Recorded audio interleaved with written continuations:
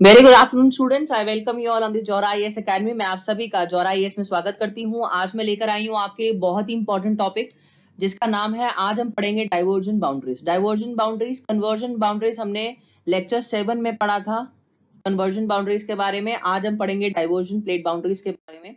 तो चलिए पढ़ते हैं डाइवर्जन बाउंड्रीज के बारे में। In the sea floor spreading, we have studied how divergent boundaries below the oceans are responsible for spreading of the sea floor। यानी कि sea floor spreading थ्योरी से हमें क्या पता चलता है कि जो divergent boundaries हैं ओशन फ्लोर्स के नीचे, वो किसके लिए रिस्पॉन्सिबल है? वो सी फ्लोर के लिए रिस्पॉन्सिबल है। प्लेट टेक्टोनिक्स की बात करें तो हमने उसमें मेजर और माइनर लिथोस्फेरिक प्लेट्स के बारे में पढ़ा है और कैसे ये प्लेट्स जियोलॉजिकल पास से हमें पता चला, पहले की चीजों से पता चला कैसे ये प्लेट्स मूव करती हैं। We have studied about convention currents in the mantle, यानी हमने कन्वेंशन करंट्स के बारे में पढ़ा है मेंटल में, ठीक है, जो कि मेजर रीजन है प्लेट मूवमेंट्स के, यानी कि प्लेट ड्रिफ्ट क्यों करती है, मूव क्यों करती है। रीजन क्या था? कन्वेंशन करंट्स, जो कि दिया था अर्थर होम्स ने। अर्थर होम्स ने दिया था, जो कि बेस बना था दो थ्योरीज का, जिसका नाम है सी फ्लोर स्प्रेडिंग और दूसरी थी plate tectonic theory.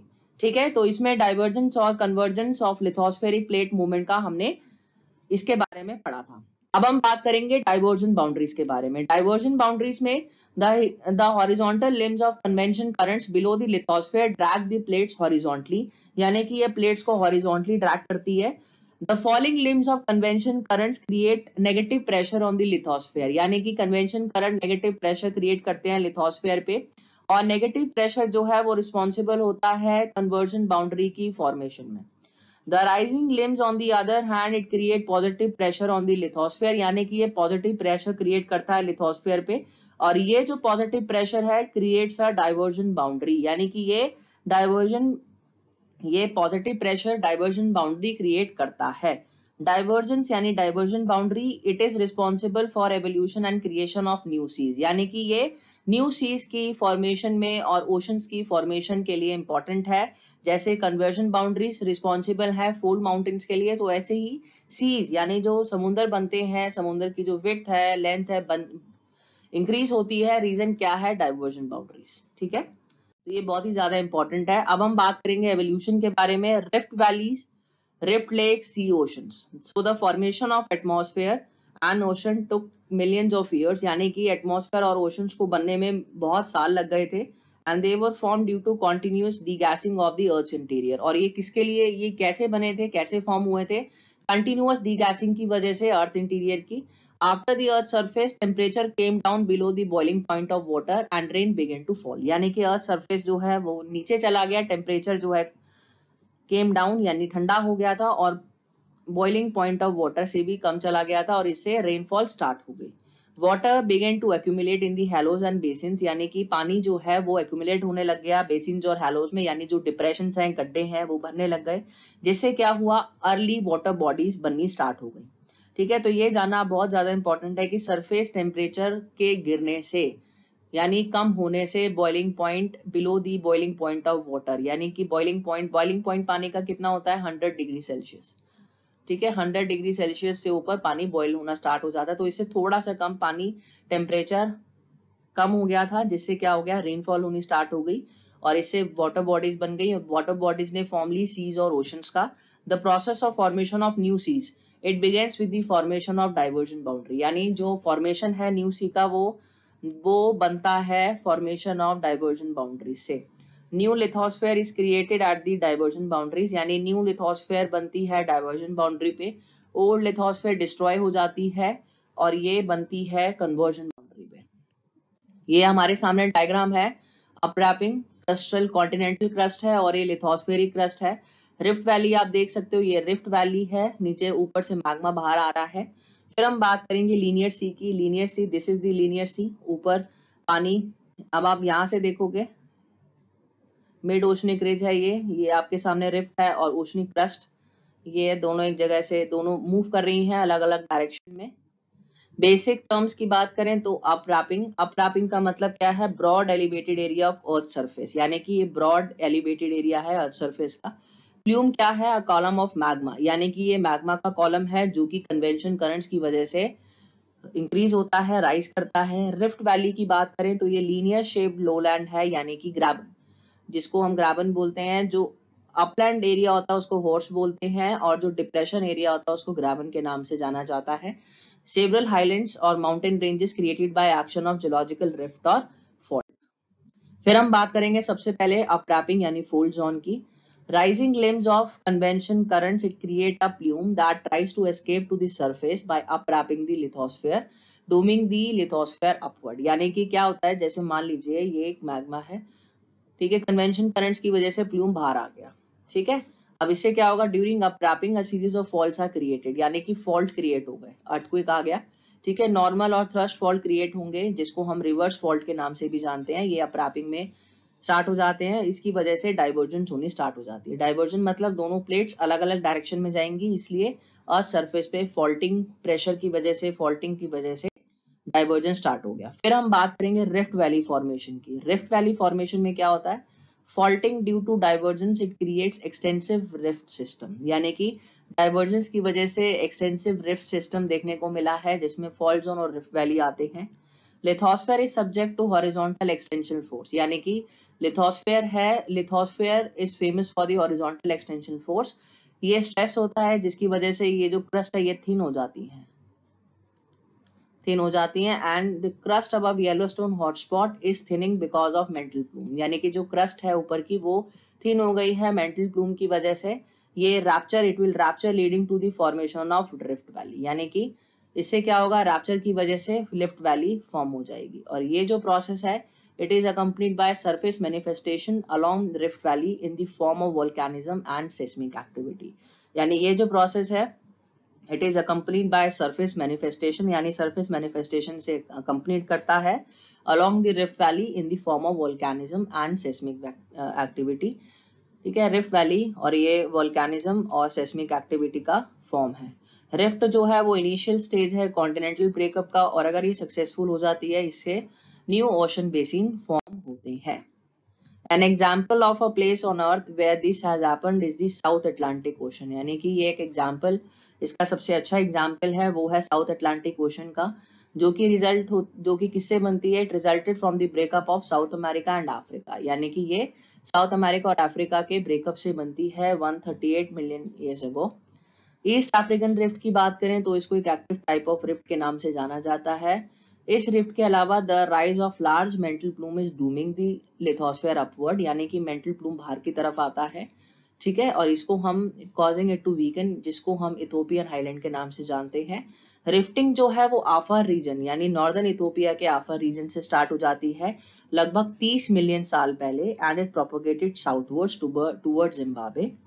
Rifting is followed by flood basalt volcanism, यानी जो रिफ्टिंग है, रिफ्टिंग किससे फॉलो करती है, रिफ्टिंग के बाद बनता है फ्लड बेसाल्ट वोल्केनिज्म कुछ प्लेसेस में, जो कि कुछ एरियाज में स्प्रेड हो गया है, जिससे बनता है प्लेट्यूज और हाईलैंड्स। यानी प्लेट्यूज और हाईलैंड्स जो है ये एक फीचर्स है, कॉन्सिक्वेंसेस है, जिसमें आता है हमारा इथोपियन हाईलैंड्स, केनिया डोम। जितने भी हम फिजिकल फीचर्स की यहाँ पर बात कर रहे हैं अटके, इसको प्लीज एटलस पे ढूंढ लेना, इसको जरूर आप एटलस पे फाइंड आउट कर लेना, वेरी वेरी इंपॉर्टेंट पार्ट, बहुत ज्यादा इंपॉर्टेंट है ये। फिर हम बात करेंगे स्टेज 3 की, जिसमें फॉर्मेशन ऑफ लीनियर सी और रिफ्ट लेक्स आती हैं।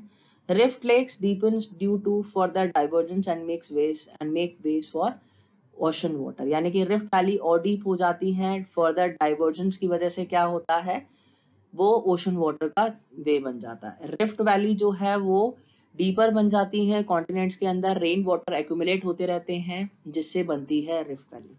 रिफ्ट लेक्स जो है वो लार्जेस्ट फ्रेश वाटर लेक है अर्थ सरफेस पे। रिफ्ट वैली इवॉल्व होती है वोल्केनिक वैंड से, block mountains either side of the rift evolve into oceanic ridges.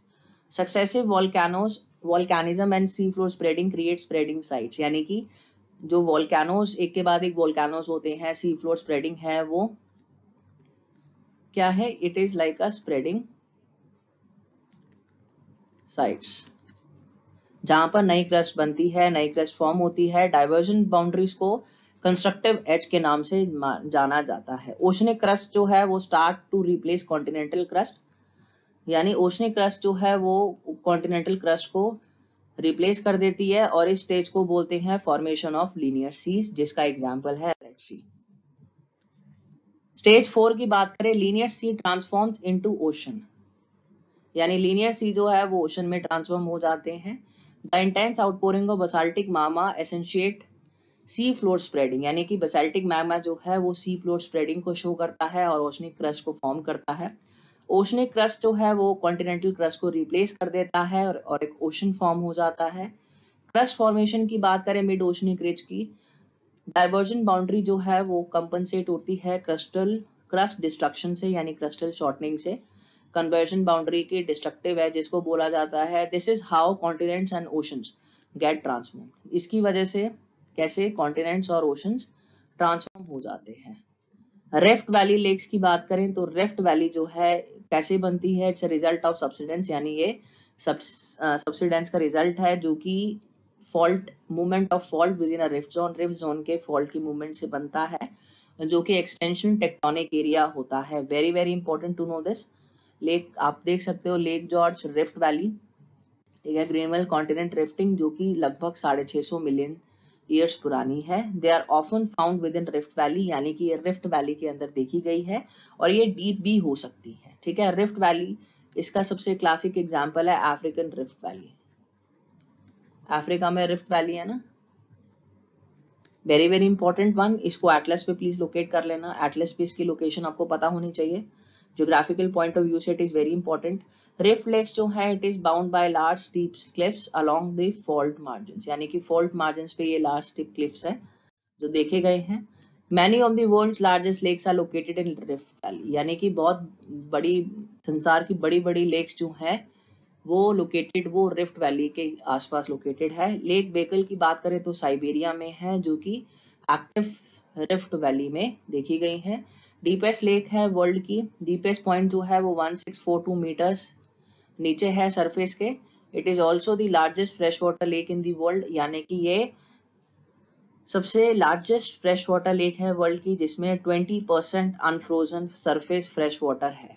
Lake तंगांकिया की बात करें तो second largest fresh water lake है जो वॉल्यूम से बाय वॉल्यूम है, और इसको अल्बर्टाइन रिफ्ट के नाम से जाना गया है। Western most arm of the active yeast African rift, यानी कि वेस्टर्न मोस्ट आर्म है एक्टिव ईस्ट अफ्रीकन रिफ्ट का। लेक तंगनकिया की बात करें तो ये world largest fresh water lake है और सेकेंड डीपेस्ट लेक है वर्ल्ड की। डीपेस्ट पॉइंट जो है वो 1470 मीटर्स बिलो दी सरफेस है। लेक सुपीरियर जो है नॉर्थ अमेरिका की, the largest fresh water lake by area lies in ancient and dormant mid oceanic mid continent rift.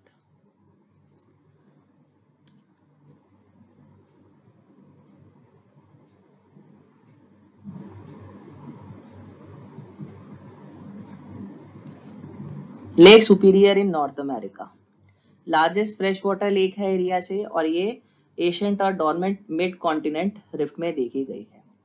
Lake Victoria की बात करें तो world second largest fresh water lake है surface area से। तो ये आप देख सकते हो, ये साउथ सूडान, ये अफ्रीका का मैप है, ठीक है। तो इसमें इंपॉर्टेंट लेक्स आपके सामने, lake Tanganyika, lake Kivu, lake Edward, lake Albert, lake Kyoga, lake Victoria, lake टुमकाका, लेक मालावी, ठीक है। ये इंपॉर्टेंट लेक्स यहाँ पर देखी गई हैं।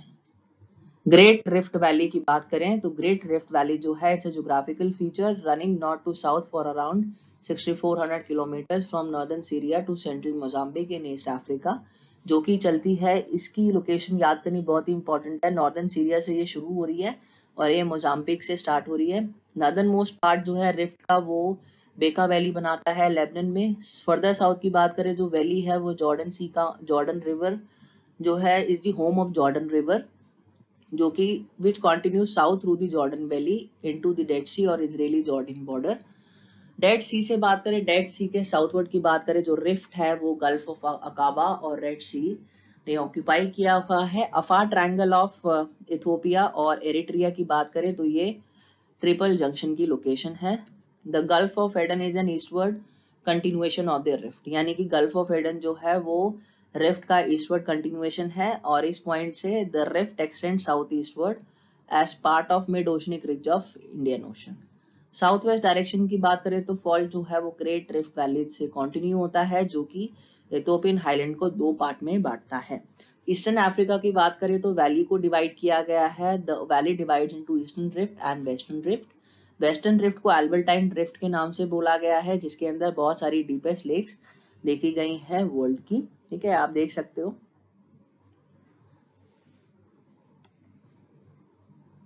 ओके, आपके सामने ये रहा, this is the eastern part, eastern African rift, and this is the western African rift.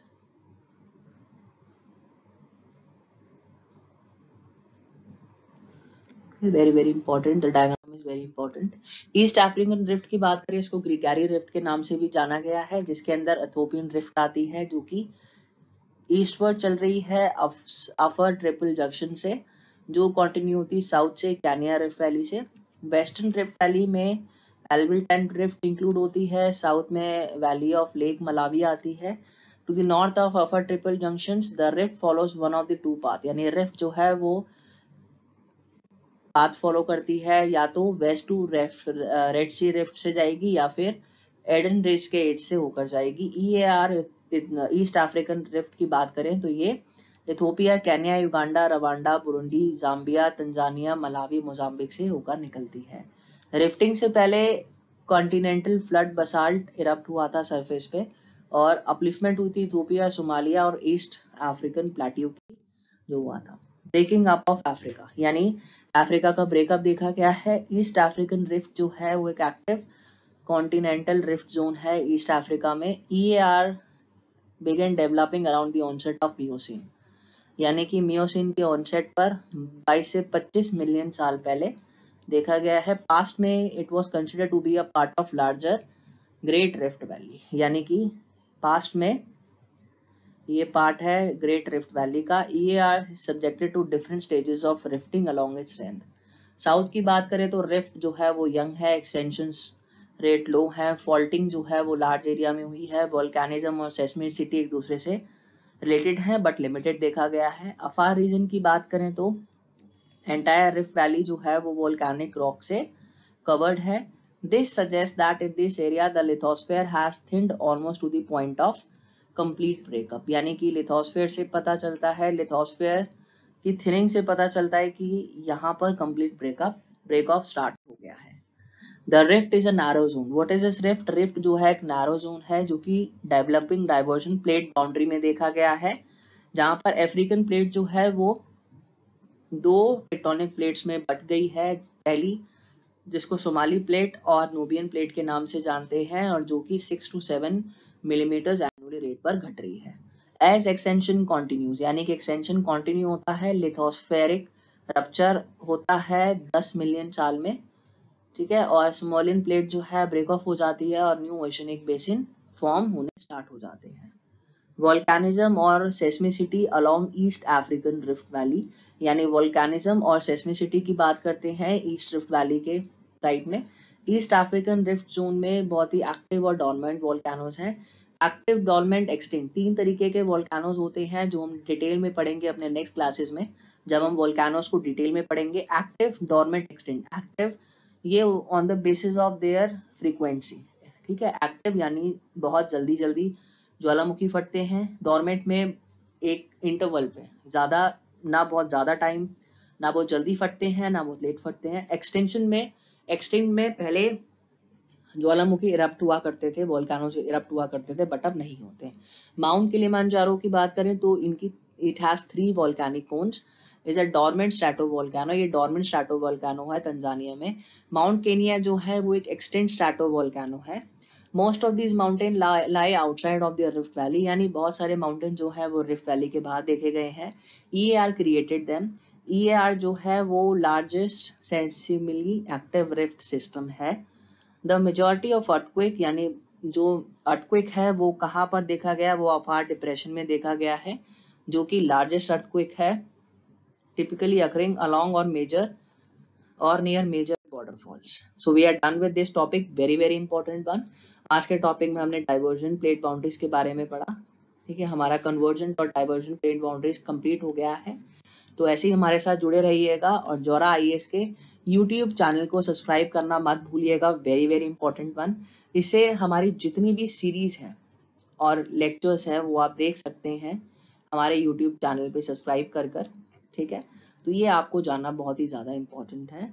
ठीक है, तो ऐसे ही मेरे साथ जुड़े रहिएगा, नेक्स्ट टॉपिक हम इससे रिलेटेड लेकर आएंगे आपके लिए। Thank you so much, bye everybody, have a nice day to all.